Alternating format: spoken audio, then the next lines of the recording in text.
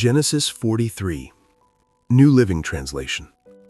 The brothers returned to Egypt. But the famine continued to ravage the land of Canaan. When the grain they had brought from Egypt was almost gone, Jacob said to his sons, "Go back and buy us a little more food." But Judah said, "The man was serious when he warned us, 'You won't see my face again unless your brother is with you.' If you send Benjamin with us, we will go down and buy more food. But if you don't let Benjamin go, we won't go either.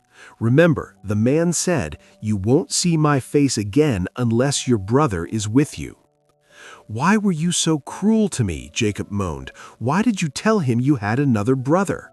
"The man kept asking us questions about our family," they replied. "He asked, 'Is your father still alive? Do you have another brother?' So we answered his questions. How could we know he would say, 'Bring your brother down here'?"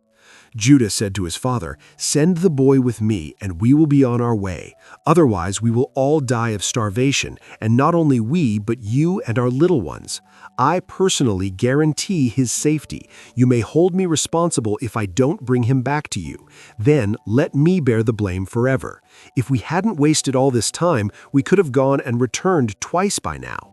So their father Jacob finally said to them, "If it can't be avoided, then at least do this. Pack your bags with the best products of this land. Take them down to the man as gifts: balm, honey, gum, aromatic resin, pistachio nuts, and almonds. Also, take double the money that was put back in your sacks, as it was probably someone's mistake. Then take your brother and go back to the man. May God Almighty give you mercy as you go before the man, so that he will release Simeon and let Benjamin return. But if I must lose my children, so be it." So the men packed Jacob's gifts and double the money and headed off with Benjamin. They finally arrived in Egypt and presented themselves to Joseph. When Joseph saw Benjamin with them, he said to the manager of his household, "These men will eat with me this noon. Take them inside the palace. Then go slaughter an animal and prepare a big feast." So the man did as Joseph told him and took them into Joseph's palace. The brothers were terrified when they saw that they were being taken into Joseph's house. "It's because of the money someone put in our sacks last time we were here," they said. "He plans to pretend that we stole it. Then he will seize us, make us slaves, and take our donkeys." A feast at Joseph's palace. The brothers approached the manager of Joseph's household and spoke to him at the entrance to the palace. "Sir," they said, "we came to Egypt once before to buy food, but as we were returning home, we stopped for the night and opened our sacks. Then we discovered that each man's money, the exact amount paid, was in the top of his sack. Here it is, we have brought it back with us. We also have additional money to buy more food. We have no idea who put our money in our sacks." "Relax, don't be afraid," the household manager told them. "Your God, the God of your father, must have put this treasure into your sacks.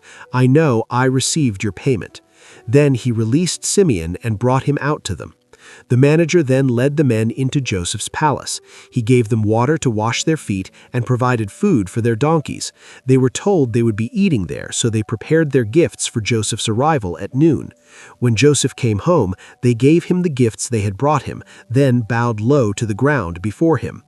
After greeting them, he asked, "How is your father, the old man you spoke about? Is he still alive?" "Yes," they replied, "our father, your servant, is alive and well," and they bowed low again. Then Joseph looked at his brother Benjamin, the son of his own mother. "Is this your youngest brother, the one you told me about?" Joseph asked. "May God be gracious to you, my son." Then Joseph hurried from the room because he was overcome with emotion for his brother. He went into his private room where he broke down and wept. After washing his face, he came back out, keeping himself under control. Then he ordered, "Bring out the food." The waiters served Joseph at his own table, and his brothers were served at a separate table. The Egyptians who ate with Joseph sat at their own table because Egyptians despise Hebrews and refuse to eat with them. Joseph told each of his brothers where to sit, and to their amazement, he seated them according to age, from oldest to youngest.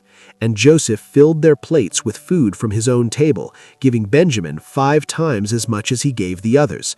So they feasted and drank freely with him.